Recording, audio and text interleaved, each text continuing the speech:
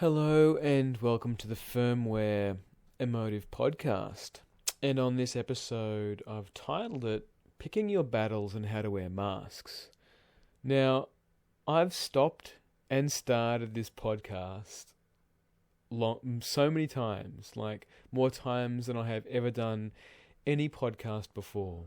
And it feels like between like being interrupted by people, like someone walking in the door or someone calling me, or the microphone not working, or the laptop shutting down, or something. There's always been something that stopped me from finishing my train of thought, and in that, I've walked away reflecting more around like how I wanted to communicate this, like how did I want to express this what I see, what I've been reflecting on, what I've been ingesting from social media and peers and family around what is going on right now in the world. And as I'm saying that, like all these pictures of my family, all these pictures of my peers, and all these people that I know on Facebook, and even people that I don't know on Facebook, on like their comments and what politicians are saying, and then what other people in authority are saying, and like how we need to all behave in order to keep everybody safe and reduce metrics around death or cases or whatever the metrics are that have been arbitrarily agreed upon that are important and we should prioritize. Now, during this podcast, if you're watching it on the video, you might see me close my eyes and just drop back into my body. Like right now, I feel super ungrounded, and for me, that's very uncomfortable. And being able to speak from my heart like this it's I can feel a sense of that I need to prepare more. That whatever I need to say is perfect. Whatever needs to come out of my mouth is perfectly researched and perfectly articulated in a way that I can look back on and tag it as some kind of achievement. And it feels like I just need to talk. It feels like I just need to express whatever this is that's going on for me, whatever I'm reflecting on, and whatever I feel like needs to be shared. To do this, it felt important for me to reframe how I do the podcast is question based. So for me, I respond reasonably well to questions. I don't always know the answer to the questions. However, it feels like when I'm asked a question, I have this unknown knowledge that I can tap into, and it gives people whatever the information is that they need in that moment. So I'm going to do that right now. And the question I'm going to ask in the context of this podcast is, how do you pick battles? Now, for me, as soon as I say that, I'm reflected back to my corporate career. I can feel myself skimming back through relationships. And in my corporate career, it felt like, there's a lot, for any of you that are in corporate jobs or still have your job, there's a lot that can go on a daily basis. And there can be systems that need to be changed. There can be clients that need to be prioritized, and sometimes it feels like I was in an operations managerial role, and it just felt like there was a combination of unlimited fires to put out, and then systems to put in place to try and reduce the risk of those fires happening again. Like there was always a hazard that there would be some kind of fire, like equipment would fail, staff would turn up sick, there would be equipment that we wouldn't know about and we'd need to learn. Client documentation, last minute client changes, like those would all be what I'd classify as like they're hazards. They're outside of the norm of the daily practice. So depending on how frequently those would appear, I would categorize them on a risk, and then whatever happened more often, I would weight my attention to it to try and mitigate the risk. So if there were any critical failures of equipment, critical failures of people, or whatever it is, it would be mitigated.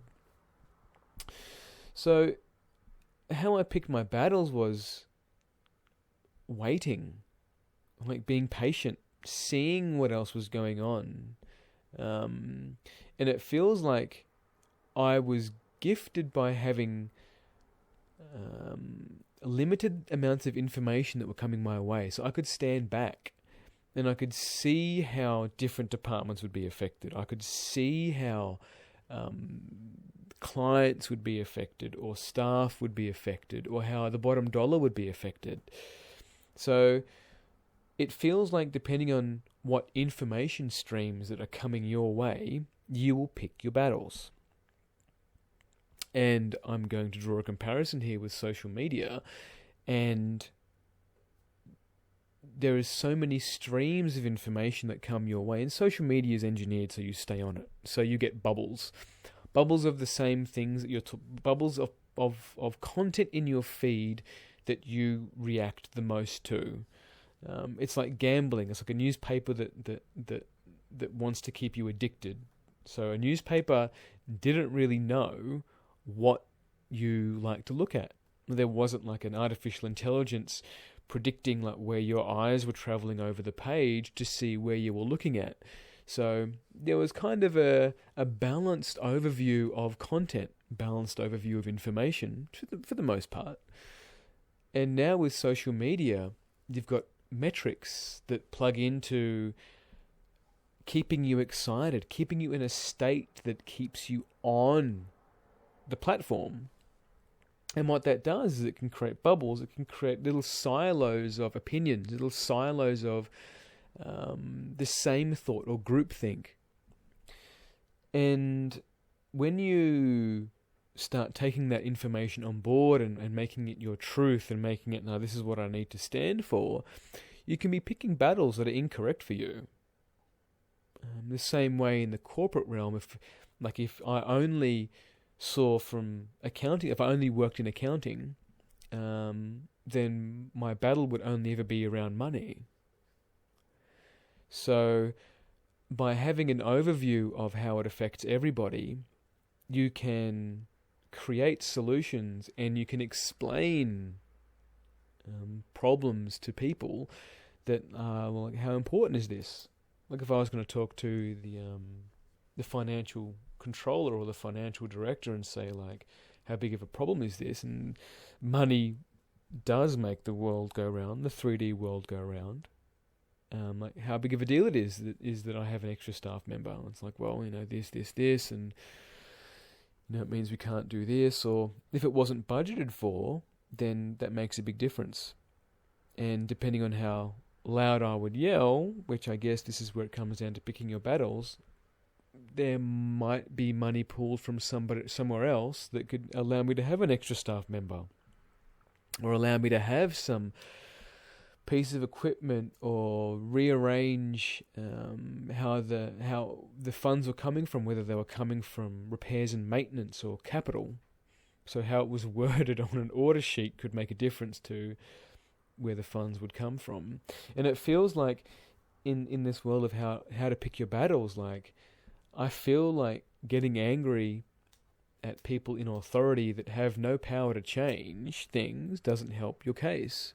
So at the moment, like, people are getting angry at police officers. These are like frontline police officers, like beat cops or traffic cops, and like these guys, these men and women, are enforcing rules, and they are not in a position to change them. So you getting angry at them, you cussing and swearing at them and being like just jerks to them is not gonna, it might make you feel better, might give you some righteous expression of your anger. It doesn't solve anything. Like it just makes police feel alienated, police feel unappreciated, and they don't understand what's going on. And then for you, you end up with a fine. You end up with like hating the police even more. And for the most part, like those frontline cops aren't paid to think critically. They're not, like, their job isn't to think critically. It is to enforce very basic laws. Detectives, on the other hand, I feel they are selected for their critical thinking. and I had my first experience with detectives a week ago, and like they ask very intelligent questions, and for me, I was like, this is the difference. So you start to see like there are different tiers within the police force that you could potentially have different conversations with, and they'll understand things at a higher level.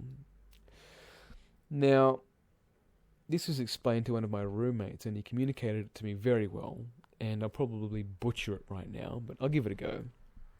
So you have, like, the lawmakers, so you'll have, like, lawyers, then you'll have, like, the law overseers, like, solicitors and judges.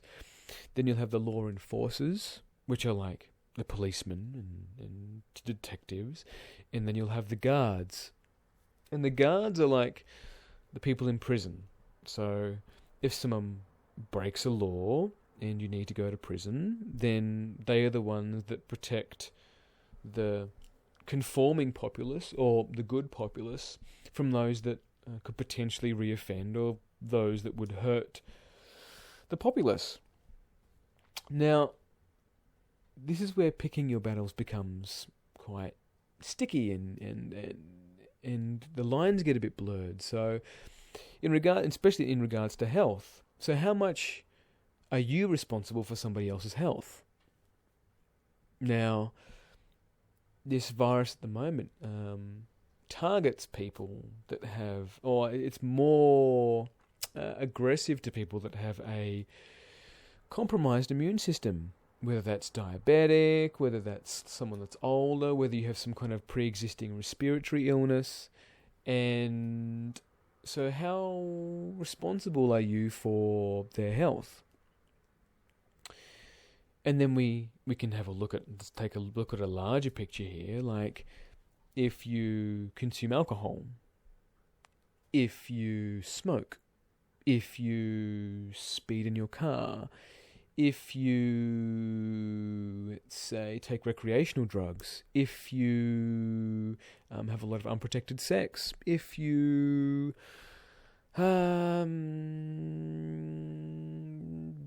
walk around shady neighborhoods at night, how much of a responsibility is your health to somebody else? And Australia's got a bit of a label of the nanny state, where we had the lockout laws, which destroyed a lot of our nightlife. We have lots of legislation and acts that are put in place to try and control behaviour, to minimise whatever the current metric is at the moment, whether it's one-hit punches, whether it's drug deaths, or whatever is topical at the moment. So whatever the politicians need to do in order to get re-elected. And doubling back to the tiers of lawmakers, like politicians will push things through to get re-elected. They will push things through to establish a legacy of their party or establish a legacy for themselves. Like I've mentioned this before in previous podcasts, that there's no such thing as doing anything altruistically. There's always some personal gain in anything that you do, whether it is to get your party re-elected, whether it is to be remembered for passing some kind of legislation, or that you rescued so many lives, or whatever it is. And I feel like that's where shadow work comes in, where you look at, like, what are you really doing something for? And it's okay. Like, if you can own it, say, look, like Melbourne, the Premier in Melbourne at the moment, like, what is passing some really strong restrictions, and there's MPs that are rebelling against him. It's like, you can't just have one person governing, telling what everybody can do, and not looking at everything at a larger picture. So, and he might be going through at the moment like I'm going to be the one that saved like all these lives, or prevented all of these lives, or I'm the one that ended this.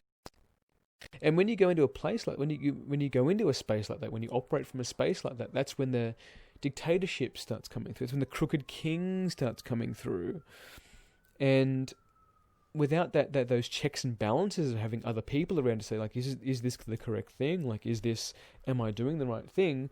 You rely on your head. Like, you rely on, like, the information that you're being told. And it can be, I mean, we've done this before. Like, we've been here before. Like, we've relied on what we see as facts before. And it's not pretty. And we operate from this place of, we create a metric of, this is what we need to achieve. We've got to flatten the curve. And to flatten the curve, we need to do these things.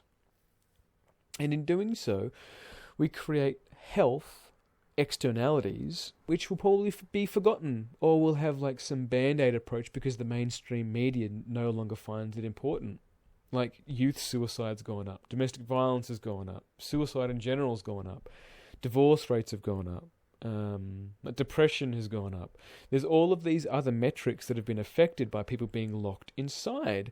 And we also don't know what other health risks that we're going to see going forward that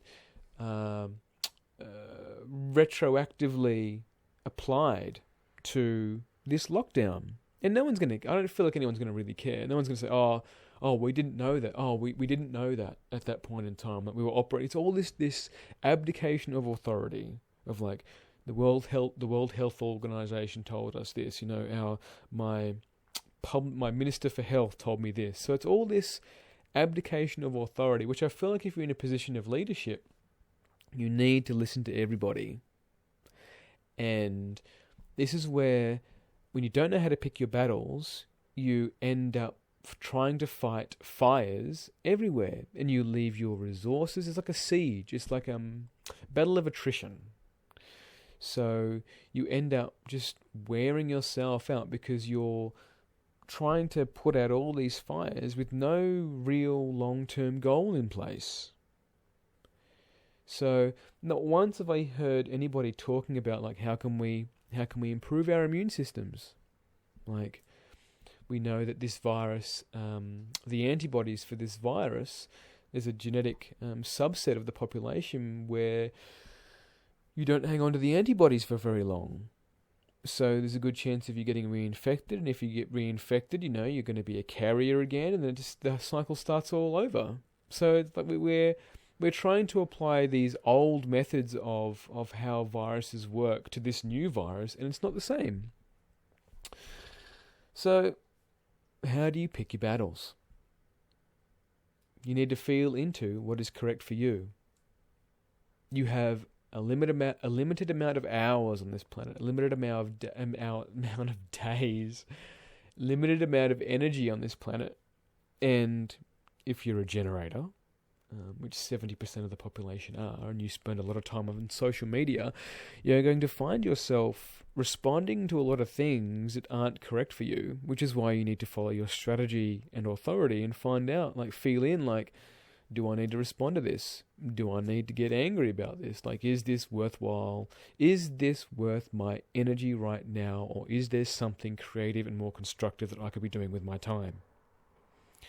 Which could be giving a friend a call. It could be cleaning your house. It could be going through your bookshelf and removing old books that you're never going to read again. Or you feel like by just having them in the bookshelf, you're going to somehow absorb them by osmosis, and that intelligence is just going to become part of your system. No, just get rid of it. Like, take it to an op shop, like, or create a lending library outside your house or your unit or wherever you live. Now, I mentioned before about critical thinking, and I feel like being able to pick your battles also boils down to some critical thinking. Because you might feel like this battle is correct for you. You might feel like, no, I need to devote my energy into this. And you also need to be able to step back. Like, you need to be patient and feel into, like, what else is going on here? Like, what other information am I missing? And a lot of us have got splits. A lot of us have issues around authority. A lot of us aren't willing to admit that we don't know. Like, we get very carried away. We get very swept up in, like, this overturn the system. Let's overturn this. Let's overturn. Let's destroy things. All these people are against you. It's like, well, that may be true, and it may be false, and there may be an element of ignorance in play where people need to be connected to and seen as an individual, seen as another person, so you can actually have that conversation. Because when you frame it as an us versus them, everybody loses. Especially when you target the police, politicians, and doctors that way. Like, politicians, doctors, and police, frontline police, aren't, like, as I mentioned before when we're talking about critical thinking, they're not critical thinkers. Doctors, for the most part, GPs, I should say, let's be specific, GPs are not critical thinkers, for the most part. They go to med school, they learn how to prescribe, they learn how to diagnose, and they diagnose based on clusters. So if everyone's going through a similar symptom picture, there's a good chance that everybody else is going through the same symptom picture, so they diagnose accordingly, and they prescribe accordingly, and they treat accordingly. That's for the most part. And there might be a handful of doctors out there that think critically and try and think out of the box, and like will send you to multiple specialists to try and work out what's going on and get to the bottom of like your symptom picture. However, a lot of them don't. Like, I've had housemates, I've had friends that the default prescription is an antibiotic when they didn't have any infections. There was no bacterial infection. And it's like, well, what are you doing? And like, we know doctors overprescribe antibiotics. So I was like, well, what are you doing? Like, are you doing your due diligence? Are you going to do a culture?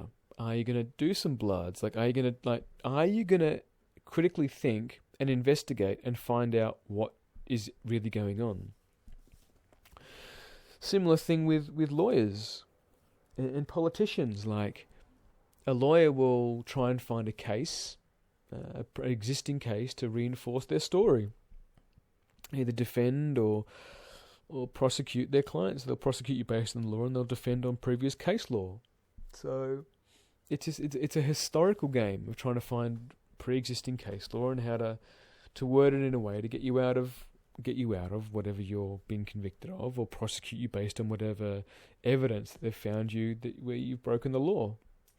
So, like, critical thinking wise, they're structured within a framework of rules.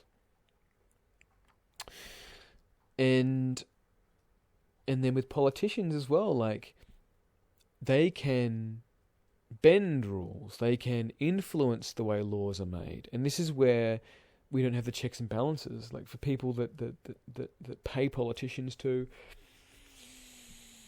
bend the rules or remove certain protections of the environment or change zonings for certain areas so you can build high-rises or build buildings that aren't economical. Like, we know, like, statistically and engineering-wise, that like 13 stories is like the optimum height for density housing. And we keep building like huge skyscrapers that in Australia are cracking because the building codes are not being checked correctly. People are skipping corners. It's a race to the bottom to bid for the project, which is like coming back to how to pick your battles. Like, there's so many battles to fight. There's a lot, and I feel like for those of us that have compassion for all of these battles, like, where do you spend your energy? And I feel like protesting, and you can disagree with me on this, is a complete waste of time. I feel like making headway is going through MPs, going through your local MP. If you really want to make a change, work on yourself. Like, if you're standing outside a building, demand Black Lives Matter or whatever it is that's going on at the moment, or march against Monsanto or climate change or whatever the current fad is, And the best thing you can do is work on yourself. Because straight away, by telling somebody else how to do their job, you assume that you have all the information. You assume that what you're being told about the climate, what you're being told about what's a priority right now, is what needs to be enacted. When once that's over, like, do you think you can relax? Do you think that there's not going to be something else that needs to be fought for? Meanwhile, your health is falling apart, your relationships are falling apart. You're in a job that you hate. You don't know how to talk to your kids.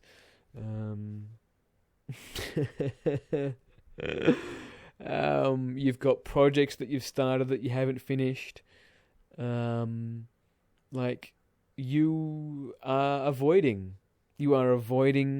you, and by trying to shame other people into doing other things, it's just a bypass.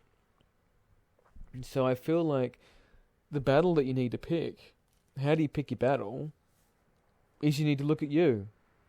And when you get into contact with you, you realize how much you're not doing your own work. Like you're not in integrity.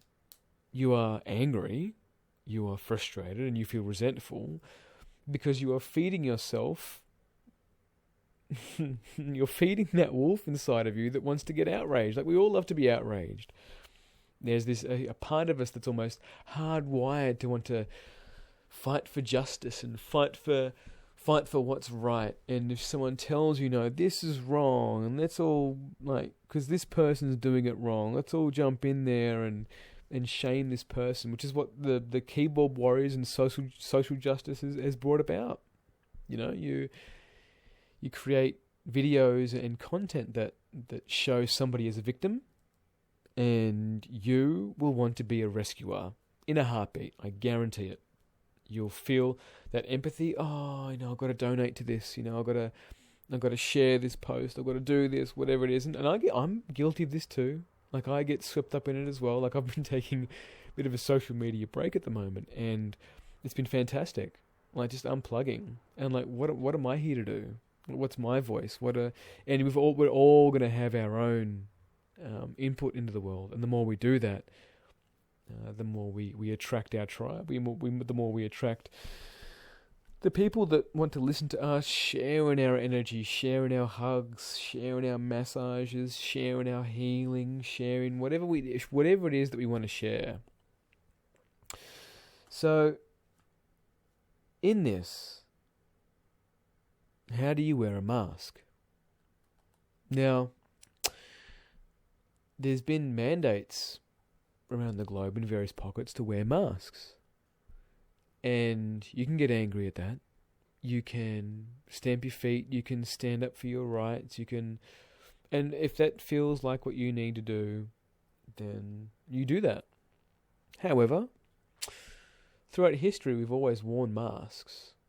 Like, if you can tell me that you haven't gone to a Halloween party or some kind of fancy dress party and worn a mask that you could barely breathe in for all the night, and then you're complaining about wearing a mask now, I'm going to call you out as a hypocrite.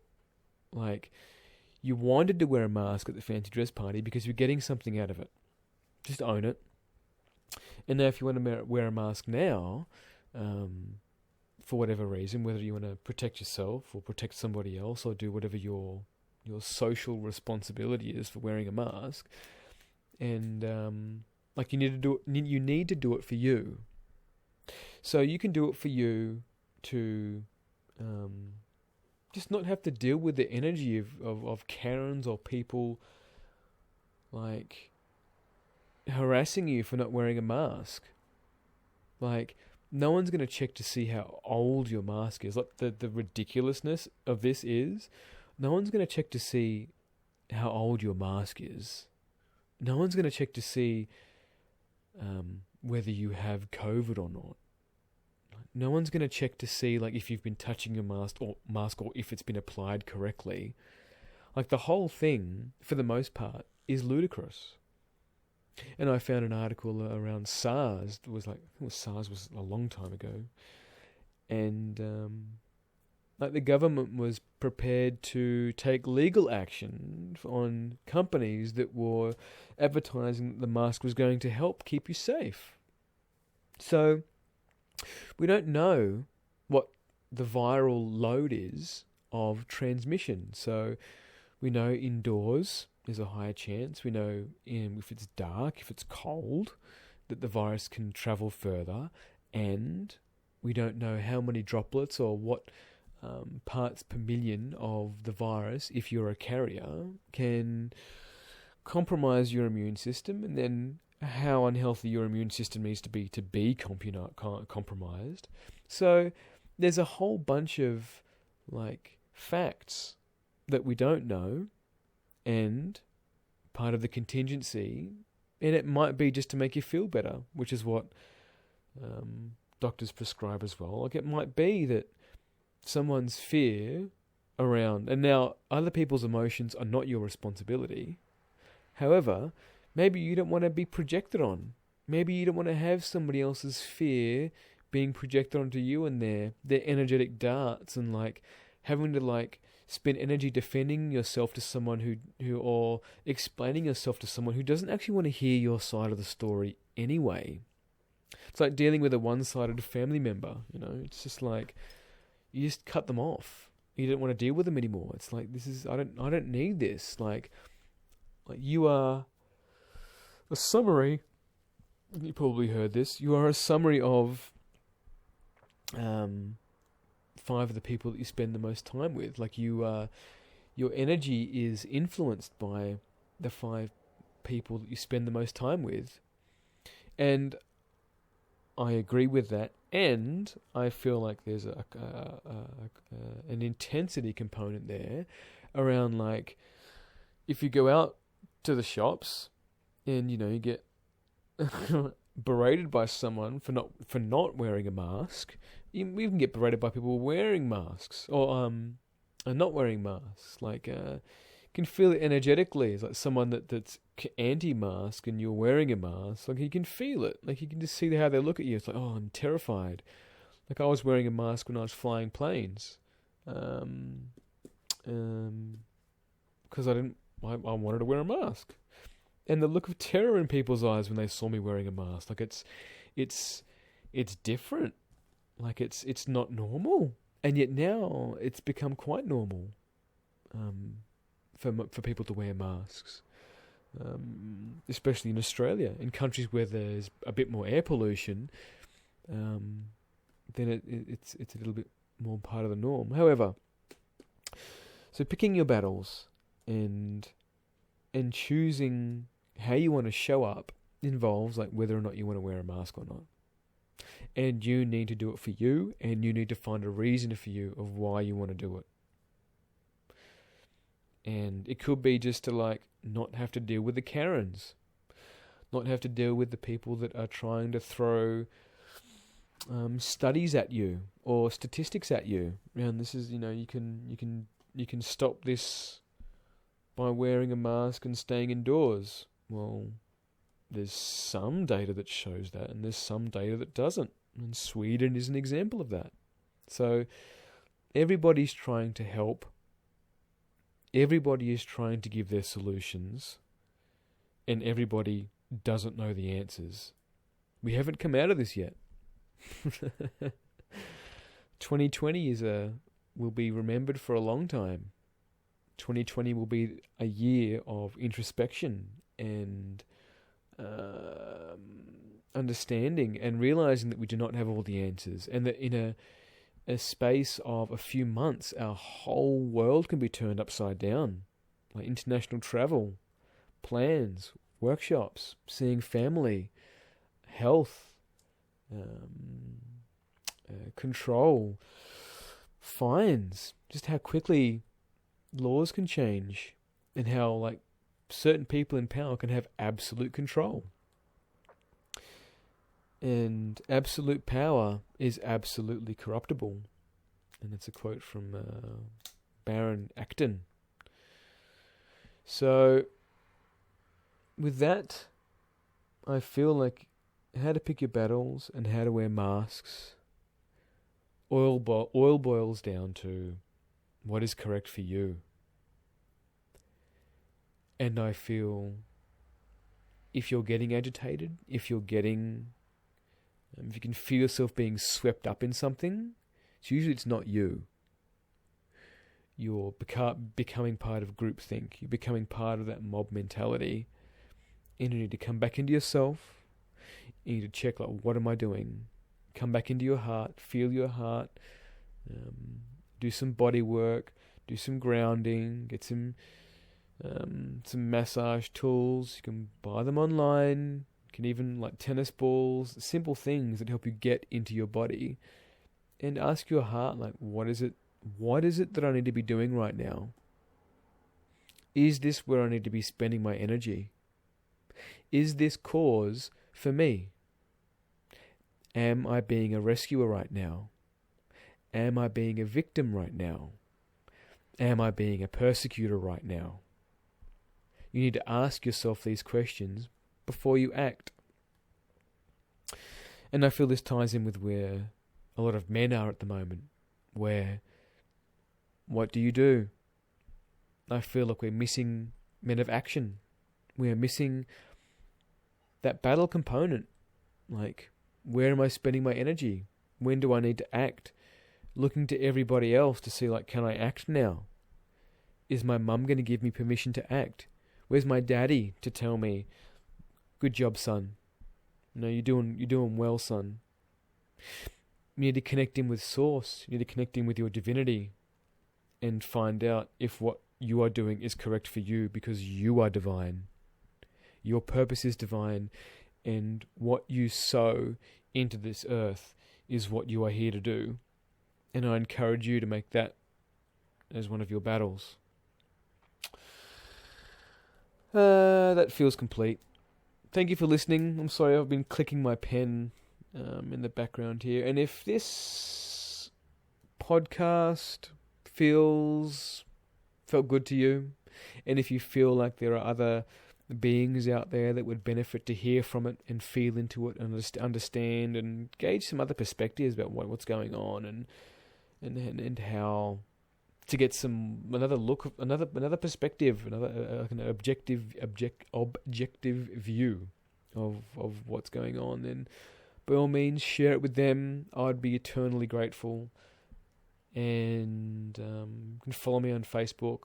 You can jump over to our website, heroicheart.com, and Eric's got some funky meditation there, and we're going to be doing more stuff, the music, using more of our gifts that we didn't know that we had, and especially me. So I encourage you to explore that if it feels correct for you. Otherwise, big love. Thank you for listening. I love you all. I love you all deeply. And until next time, bye.